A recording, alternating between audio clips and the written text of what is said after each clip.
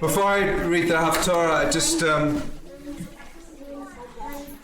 the Haftorah from Isaiah is it's a powerful kind of reflection of the Torah portion, which is kind of the revelation of Torah, and the Haftorah is Isaiah's vision.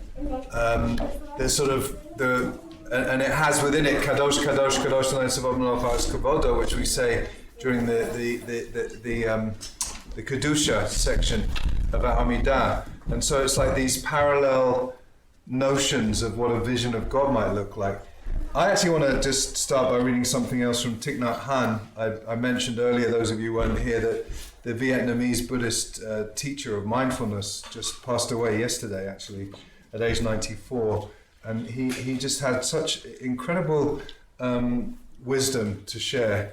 And because this is about a kind of revelation, I just want to read a little section of this called "The Sun, My Heart," which I think is reflective of Isaiah in an interesting way.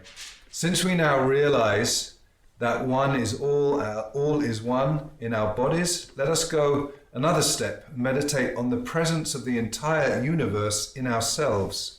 We know that if our heart stops beating, the flow of our life will stop. And so we cherish our heart very much, yet we do not often take the time to notice that there are other things outside of our bodies that are also essential for our survival. Look at the immense light we call the sun. If it stops shining, the flow of our life will also stop. And so the sun is our second heart, our heart outside of our body. This immense heart gives all life on earth the warmth necessary for existence. Plants live thanks to the sun. Their leaves absorb the sun's energy along with carbon dioxide from the air to produce food for the tree, the flower, the plankton. And thanks to plants, we and other animals can live. All of us, people, animals, and plants, consume the sun, directly and indirectly. We cannot begin to describe all the effects of the sun, that great heart outside of our body. In fact, our body is not limited to what lies inside the boundary of our skin. Our body is much greater, much more immense. If the layer of air around our earth disappears even for an instant, our life will end. There is no phenomenon in the universe that does not intimately concern us, from a pebble resting at the bottom of the ocean to the movement of a galaxy millions of light years away. The poet Walt Whitman said, "I believe a leaf of grass is no less than the journey work of the stars." These words are not philosophy. They come from the depths of his soul. He said, "I am large, I contain multitudes." Such a beautiful book. You may or may not agree with me that it reflects something about Isaiah, and it's fine if you don't. The Haftorah, I'm not going to read it all. I'm just going to read the section from chapter 6, the first part of it, and it's on. I don't know what page it's on. What page is it on? 452. Baruch atah Adonai Eloheinu melech haolam asher bacha b'nvi'im tovim v'ratza b'divreihem henam marim be'emet.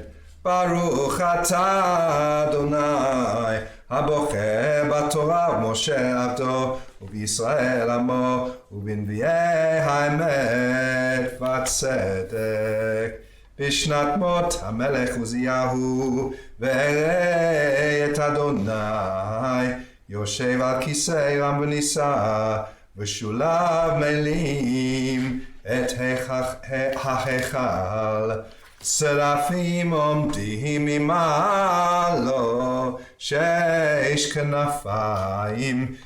כנפיים לאחד בשתיים יכסה פניו ובשתיים יכסה רגליו ובשתיים יופף וקרא זה אל זה ואמר קדוש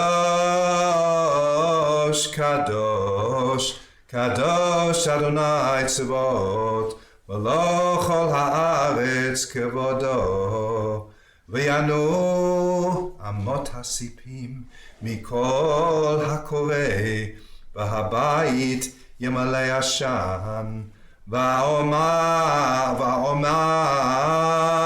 אוי לי כי נדמתי כי איש תמי שפתיים אנוכי, ובתוך עם תמי שפתיים אנוכי יושב, כי את המלך אדוני צבאות ראו עיניי, ויעף אליי אחד מן השרפים ובידו רצפה, במלקחיים לקח מעל המזבח, ויגע על פי ויאמר הנה נגע זה על שפתיך, ושא עוונך וחטאתך תכופר, ואשמע את קול אדוני אומר, את מי אשלח ומי ילך לנו,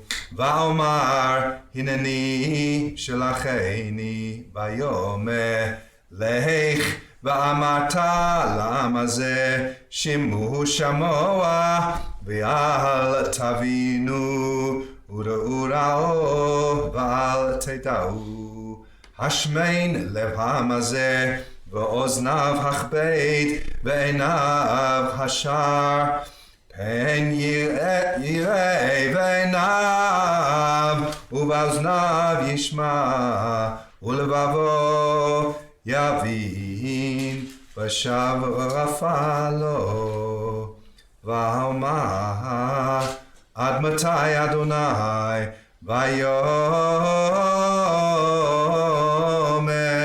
עד אשר ימשעו ערים מעין יושב, ובתים מעין אדם, והאדמה תישאר שממה.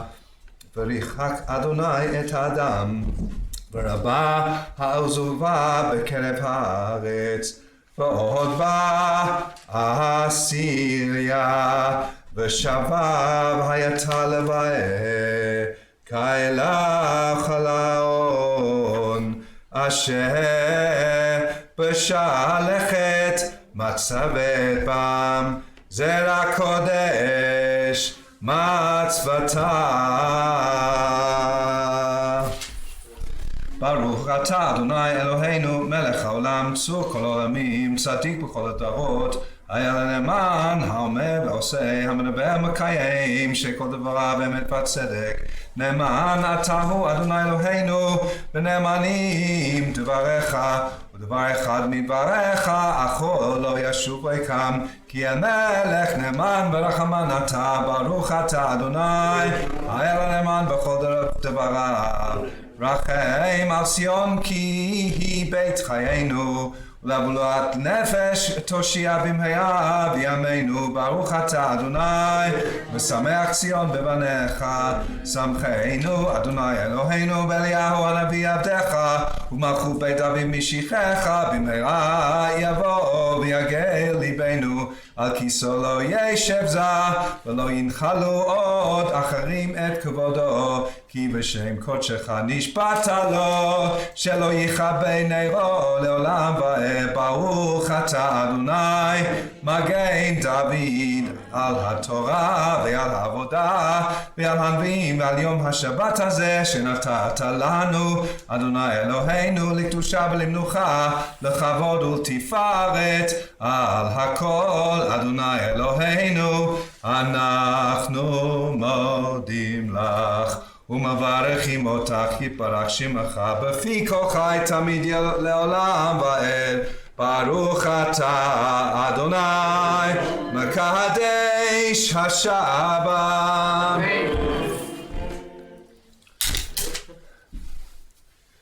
That's only about the third or fourth time I think I've told this story before. I grew up in a Reform shul, and the Haftorah I just read in English. I never learned Haftorah trope until I was in rabbinical school. And then I thought, even though I was in rabbinical school in the US, I had to learn the English Haftorah trope because it's better.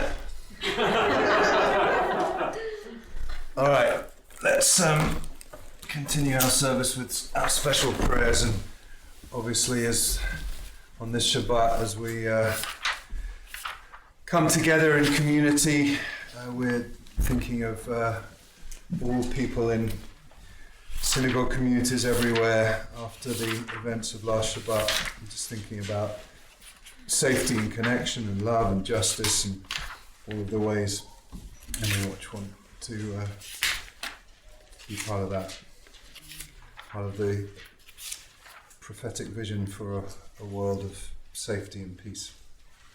Prayer for our countries on page 177. Let's rise and say it together. Our God and God of our ancestors, with mercy accept our prayer on behalf of our country and its government. Pour out your blessing upon this land, upon its inhabitants, upon its leaders, its judges, officers and officials who faithfully devote themselves to the needs of the public. Help them understand the rules of justice you have decreed, so that peace and security, happiness and freedom will never depart from our land.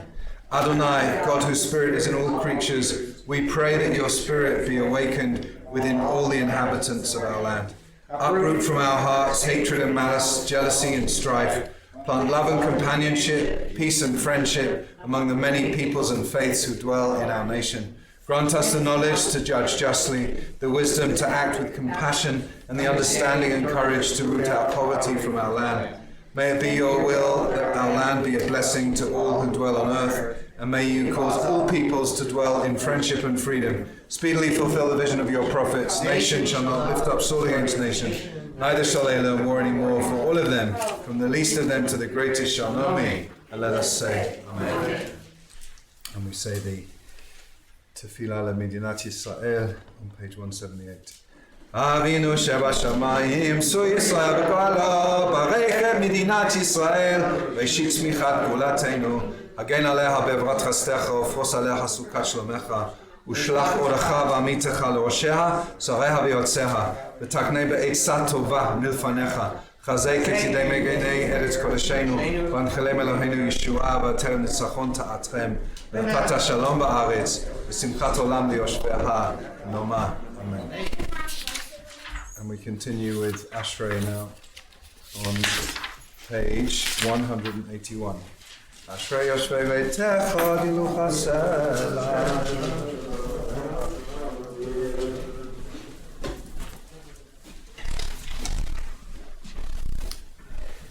מלכותך מלכות כל העולמים, וממשלתך בכל דור ודור. הנה כל אליך שדנו, אתה נותן להם את אוכלם בעתו. יהיה לכל רצון, תדיק אדוני בכל דרכיו, וחסין בכל מעשיו. רצוני יעשה, ותשאותם ישמע ויושיעם. תהילת אדוני הייתה בפיו, וברכו ועשה, שם קודשו לעולם ועד. אנחנו נברכיה, ואתה ביד עולם. הללויה.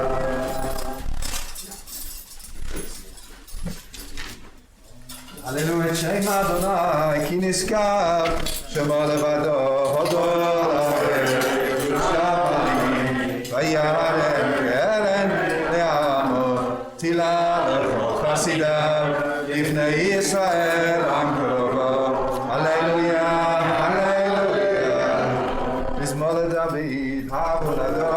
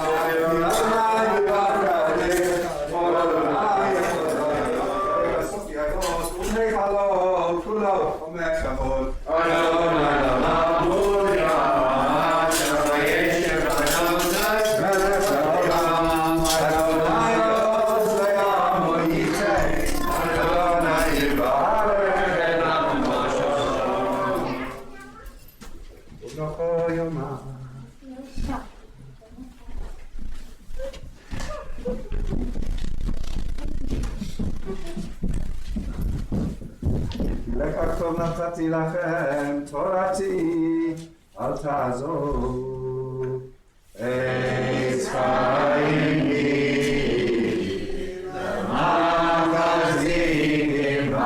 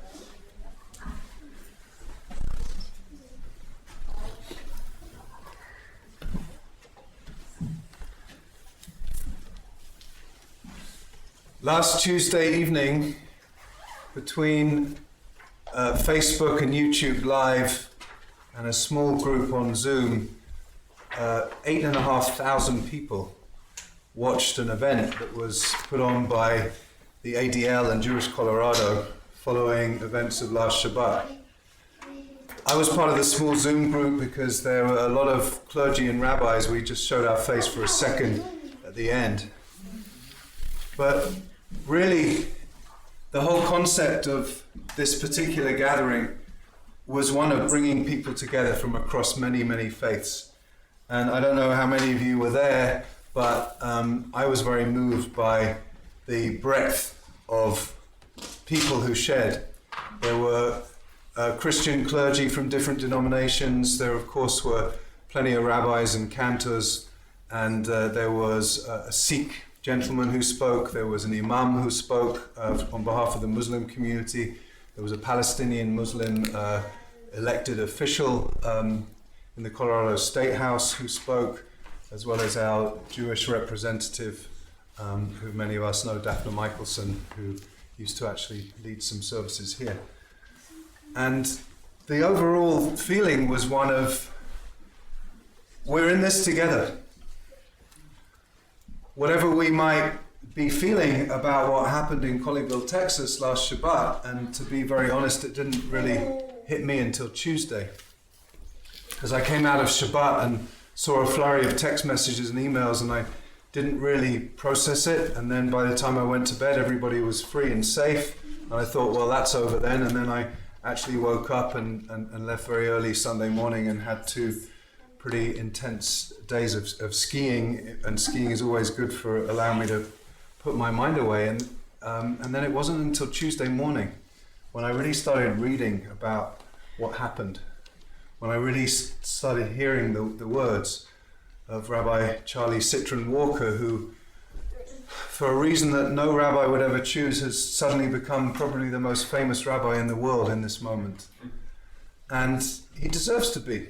He clearly was an incredible hero, in a sense, a kind and compassionate man, a mensch, who I never met him personally, but I know a lot of people who know him because that's how it works in the rabbinic world. And he clearly, through his deep presence, his ability to just listen and to be calm, and then when the moment came to take very decisive action, he for sure saved the lives of those people that he was held hostage with, and of course his own life. And I have to be honest, when I walked into this building this morning, I was surprised how traumatized I felt, because I've been thinking all week since reading those accounts on Tuesday morning, that could so easily have been us. That could so easily have been us. And just walking in with that sense of insecurity and vulnerability, and just the need to kind of be together, and the need to really think about how we are keeping ourselves and each other safe, which I'll say more about in a moment.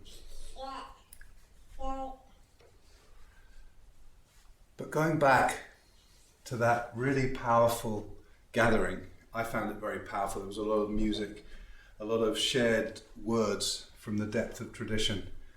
This sense of the power of communities across faiths who are with us.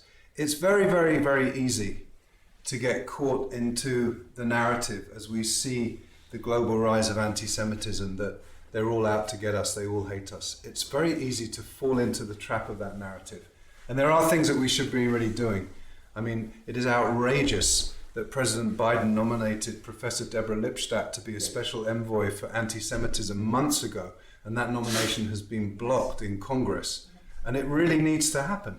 She is an extraordinary woman who has a lot to offer, and everything that we can be doing to push that through the two houses needs to happen. I don't even understand the full process with that kind of special envoy, and don't want to get into it right now, but I know Deborah Lipstadt. I've met her on quite a few occasions. She's been to Boulder several times. She knows Mark Lowenstein well. She is a very, very powerful and important voice. But whatever we might think about anti-Semitism, and we know, of course, that anti-Semitism, as Barry Weiss described it, is like a three-headed dragon. There's the anti-Semitism from the extreme left, the anti-Semitism from the extreme right, and the anti-Semitism that comes from fundamentalist Islam.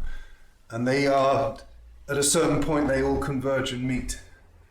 But for us to fall into that narrative, especially after seeing the powerful faces and hearing the powerful words of this interfaith gathering on Tuesday night, is not what I think we should be doing in this moment. And it's borne out in this Torah portion in a very, very interesting way. I mentioned at the beginning of the introduction to the Torah portion that there is, and I quoted Thich Nhat Hanh. I was thinking you're probably grateful I didn't try to sing a Meatloaf song instead of like sharing, because he also died yesterday, but I'll save that for another time. But in sharing some of Thich Nhat Hanh's words as a Buddhist teacher of mindfulness and meditation, there is an acknowledgement that there is so much wisdom to be gained, and by looking at world wisdom. And it was something that, of course, Reb Zalman felt so passionately about the idea of, like, in fact, the chair that he had at Naropa University was the World Wisdom Chair. But I mentioned that it doesn't seem, the commentators point this out, to be synchronous. It doesn't seem to follow immediately from where we left off at the Parsha last week with the story of Amalek, who is that arch enemy of the Jewish people and is seen as being that energy of enemy that comes throughout the generations and throughout time, who tries to destroy the Israelites and the Jewish people in future generations when they're weak and tired especially. And then we go straight into this story of Yitro. But if you actually look carefully at the Torah, it doesn't seem to follow in a chronological way. And that's where I quoted this piece from Thich Nhat Hanh talking about past and present and future all being contained within each other, and the midrashic idea that there is no before and no after in the Torah, because they haven't yet arrived, if you follow the chronology of the Torah, in the place where they meet Yitro. So why? Why is that story right there? And there is an incredibly powerful and famous commentary by the medieval commentator Ibn Ezra, who, using the rabbinic principle of smichut parshiot, which is where if you have two narratives that are right next to each other, there must be something that you're learning from the second narrative in relationship to the first narrative. The first narrative of Amalek has 3 times the root Lamed Chet Mem, which is about war, milchama, destruction, about like this willful enemy of the people. And the story of Yitro, which follows immediately on, has 3 times the word shalom, peace. And both Amalek and Yitro are not members of the tribe, so to speak. And so what Ibn Ezra points out is that the story of Yitro is there to remind us, lest we fall into the trap after reading about Amalek, that not all of the other nations want to wipe out the Jewish people. That even though there have been times in history where it feels like that, we have always had friends. And it's so important to remember the power of what Yitro does. The power of what Yitro, as a Midianite priest and the father-in-law of Moses, is helping before, right before, I mean, again, whether it's before in chronological time or not is another story, but like right before we read this section where God says, you're going to be an Am Segula, you're going to be this treasured special people. You're going to be a Mamlechet Kohanim, you're going to be a kingdom of priests. And so we receive the Torah, we might think we're so special, we're so much better, and we're so much deeper and so much more chosen than all of the other nations. But in the same parsha where we read that, we read this phenomenal story about Yitro. And that the power of that relationship and the power of that sense of optimism, that we're not living in a world where everybody is Amalek. We're living in a world where there are lots of Yitros. We're living in a world where Catholics and Protestants and Buddhists and Sikhs and Muslims and Jews can all come together to say, enough, like in response to what happened last Shabbat morning in Colleyville, Texas. And then we look a little deeper about what Yitro is actually doing. He sees the burden of what Moshe is carrying, and he says, Lo tov, it's not good. You can't do this on your own. And he helps Moshe figure out a system of community where he creates different people who are going to lead different groups. And the structure that is created in there is so phenomenal. And if you actually do the math, it works out that basically 1 in roughly every 8 people had a position of leadership in that society. 1 in 8 people were part of a leadership structure. And we need a leadership structure, right? We have a fantastic leadership structure. We have people, many of whom are here, who do so much, but we can't do it alone. And as we think, and we are, unfortunately, what happened last Shabbat is making us think a lot more deeply about what we have to be doing to keep ourselves safe. We need people to get involved in security training. We are committing, and it's probably going to be on February the 2nd, that's the only date that we could find that works. We're committing to doing a credible response training with Jewish Colorado. We're committing to having, and that's not just for me as the rabbi. Yes, Rabbi Citron-Walker, Rabbi Charlie, as he's known across the world now, had done a training like that. I have not yet done a training like that, but I intend to. But it wasn't just the rabbi, it was a whole community who were trained. We want this community to be trained and ready and be able to de-escalate if, God forbid, we are put into a situation like that. And of course, it's not just about security, it's about every level of how we function. We've had such a traumatic couple of years. We know that. I talk about it every single week. We're building trauma on top of trauma on top of trauma. We're approaching the King Super in South Boulder reopening. We're approaching the first anniversary of that shooting. We've just been through the first anniversary of January 6th. We hope and think that maybe we're reaching this plateau in Colorado and in other states, and maybe, just maybe, we'll be able to be back together in a more full way, and we'll be able to share meals together. But we're all feeling the weight of that. And the few of us in this community who've been carrying the burden, we can't do it on our own anymore.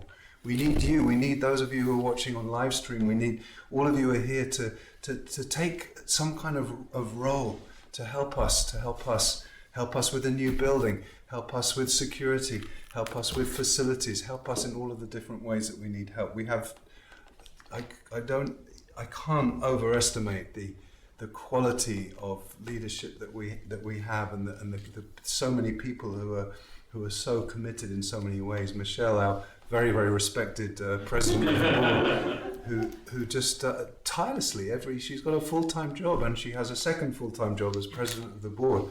If you think you're the next president of Bonai Shalom, let us know. Yitro would want to know, Moshe would want to know, I want to know.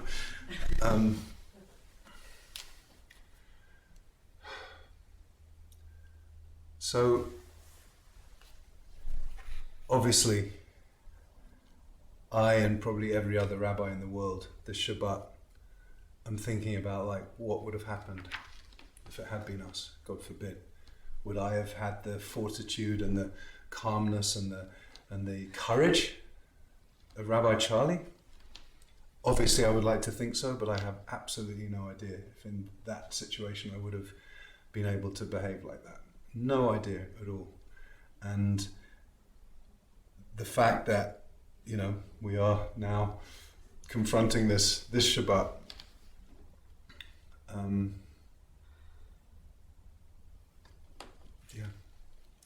it's, obviously the actual statistics and the chances of it happening are remote, but we have to be prepared for it. And we have to have a community that together is prepared for it.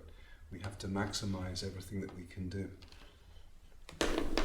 But I definitely don't want to end on that kind of note, although I think it's really important. I want to go back to talking about this idea of being connected to a greater vision of what the global community can be. Thich Nhat Hanh talks so beautifully about compassion.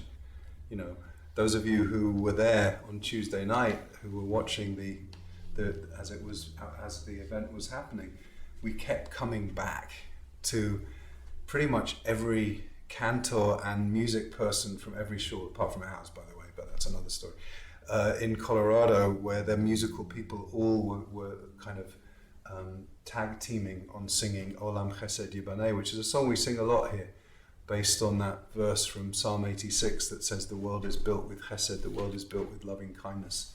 That was the intent, that was the energy behind that particular gathering that we need constantly, and it's almost become a cliche, but we can't say it enough. We need to build a world on chesed. We need to, and the fact that, as we know from the story, that Rabbi Charlie brought in this man and made him a cup of tea and sat with him and spent almost 11 hours talking to him is just such a fundamental notion, and God forbid that now we should be so distrustful of anybody that we don't know that we close the door in their face because we're scared they're going to pull a gun on us. God forbid that we get to that point as a society, as a culture. We need kindness, we need compassion.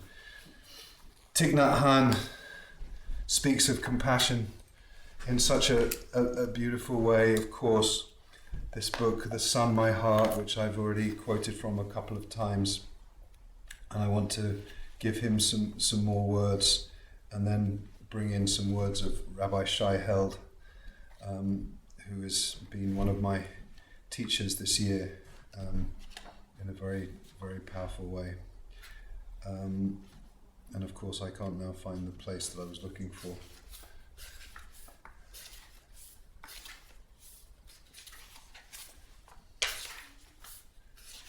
But what, I'll read. So, that this idea, and it's not a commentary that I was super familiar with, this Ibn Ezra commentary that says that the story of Yitro is there to be a kind of corrective for what we're left with at the end of last week's Parsha with Amalek, not being left with this idea that everybody who's not part of our nation is against us and wants to kill us, and also the idea of specialness. And what he says, and I find this so powerful, he says, this is Rabbi Shai Held talking about this week's Parsha, the opening of our Parsha, which is the story of Yitro, Moses' father-in-law, makes two essential points. Although some people undoubtedly do, not everyone hates the Jews. And although Torah is endless in its depth and riches, there is vital wisdom to be found elsewhere too. The Torah itself teaches that Torah alone is not enough. The Torah itself teaches that Torah alone is not enough. I find that such a powerful idea, because we are reading the Parsha where we receive the Torah, and you might think that once we have the Torah, there is no other wisdom in the world that means anything or makes any sense. But the Parsha opens with the story of Yitro, who is not part of the same tribe. And that wisdom is really important. And the wisdom of Thich Nhat Hanh is really important. And the wisdom of our Christian and Muslim and Sikh and Buddhist teachers everywhere is important. It's all wisdom that feeds our hearts. It's all wisdom that helps us feel connected as a civilization. And it's the only way that we can really get through this. The first text messages that I got when I turned on my phone after Shabbat last year were from two Muslim friends of mine. Professor Rabbi Ben Halim, a colleague of Mark Lowenstein's, who did a First Friday with us, who is a Muslim scholar, and Hadi, who many of us know from the Islamic Center of Boulder. Are you okay? How can we support you? And from that exchange, Rabbi Tirza and I are really recommitting to reopening some of the MJAB stuff, the Muslim Jewish Alliance of Boulder, and creating some joint celebrations of our shared traditions and texts. But that, it seems to me, in the light of what we experienced last Shabbat, and that in light of this incredible Parsha, it's so easy, I think, for many people in the Jewish world to see this Parsha as the ultimate expression of like, we're the chosen ones, we got the Torah, we have the ultimate wisdom of the universe, we don't need anybody else. That's a misreading of the Torah, according to Ibn Ezra and other commentators, and certainly according to